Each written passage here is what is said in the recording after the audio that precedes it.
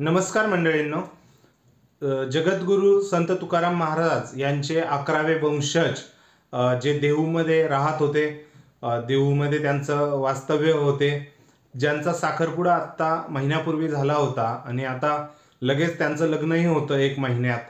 त्यांनी आत्महत्या केलेली आहे आणि त्यांचा मृतदेह फासावर लटकवलेला त्यांच्या राहत्या घरात आढळला आणि त्याचसोबत 4 चिठ्ठ्याही सापडल्या. त्यामध्ये त्यांनी आत्महत्या करत असल्याचं कारण स्पष्ट केलं आणि त्यानंतर एकच म्हणजे वारकरी संप्रदायात पण आणि महाराष्ट्रात पण खळबळ उडाली त्यांच्या मृत्यूचं कारण ऐकून.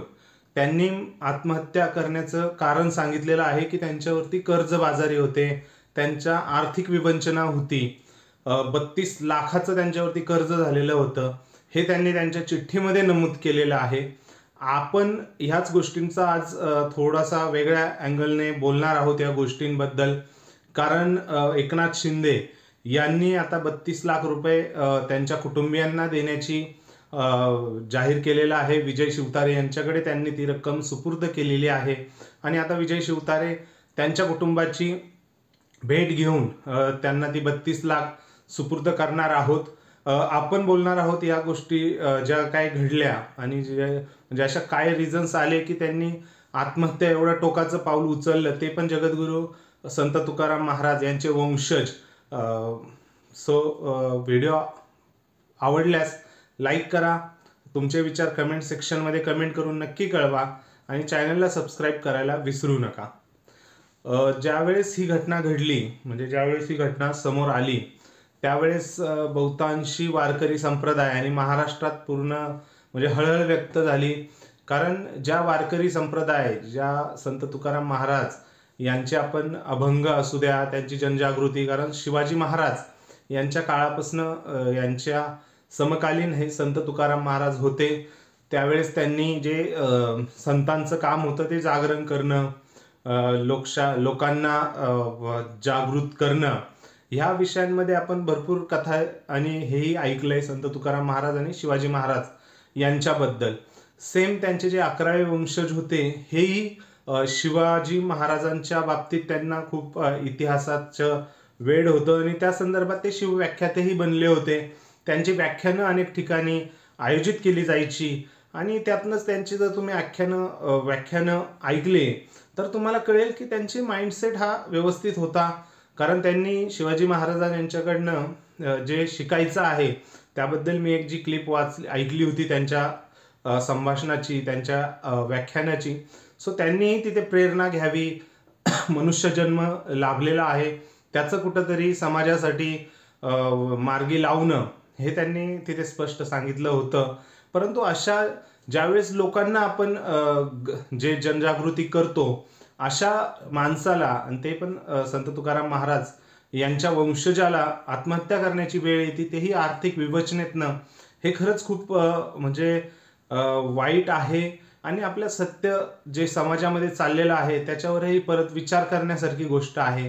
कारण जगद्गुरू संत तुकाराम महाराज यांचे वंशज आणि ते शिवव्याख्याते, ह्यामुळे महेशदादा लांडगे असू द्या, इथले स्थानिक आमदार आहेत भोसरी विधानसभेचे, अशा अनेक लोकांनी त्यांना यापूर्वीही म्हणजे भाषणामधनं त्यांना पाठिंबा केलेला आणि 32 लाख ह्या म्हणजे अमाऊंट तशी खूप आहे, परंतु एवढंही अमाऊंट नव्हती की त्यांच्या 11व्या वंशजाने आपलं आत्महत्या करून आपलं जीवन संपवावं.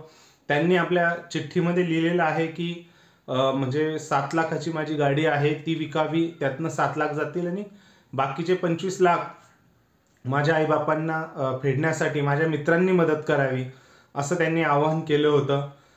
त्याच पार्श्वभूमीवर आज एकनाथ शिंदे यांनी 32 लाख विजय शिवतारे यांच्याकडे दिलेत.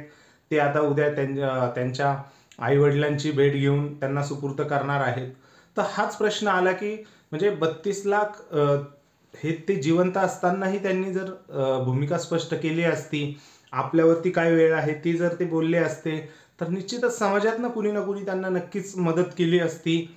कुठेतरी जे 11वे वंशज होते, जे कैलासवासी झालेत आत्ता, त्यांनी कुठेतरी विचार करायला पाहिजे होता की आयुष्य संपवण्याऐवजी त्यांनी जर ती विवचना आर्थिक विवेचना आपली जगासमोर मांडली असती तर निश्चितच एखाद्या दानशूर व्यक्तीने काही मदत करू शकले असते, जशी आता एकनाथ शिंदे करतायत.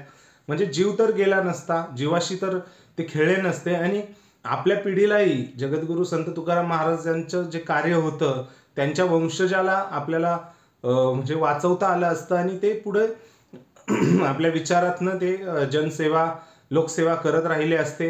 परंतु कुठेतरी त्यांचंही चुकलेलं आहे. त्यांनीही आपली विवेचना पुढे मांडायला पाहिजे होती, कोणापाशी तरी व्यक्त करायला पाहिजे होती. सेम असंच आहे भरपूर लोकांचंही जे आत्महत्या करतायत आर्थिक विवेचनेतनं, त्यांनी कुठेतरी स्पष्ट बोलावा. मनुष्यजन्म एकदाच लाभलेला आहे, त्या दृष्टीने ह्या गोष्टी सगळ्या झाल्या पाहिजे. तुम्हाला काय वाटते? कारण मुद्दाम आपण हा विषय थोडासा वेगळ्या अँगलने बघितलाय.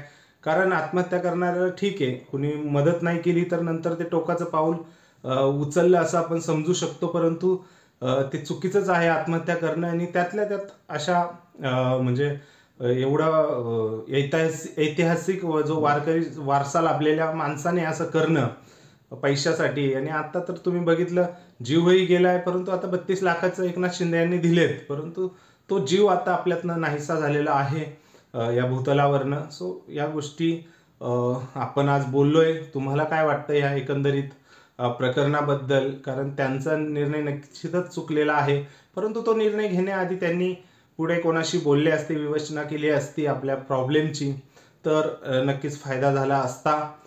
तुम्हाला काय वाटतं या प्रकरणाबद्दल ते नक्की कमेंट सेक्शनमध्ये कमेंट करून कळवा आणि चॅनलला सबस्क्राईब करायला विसरू नका. धन्यवाद.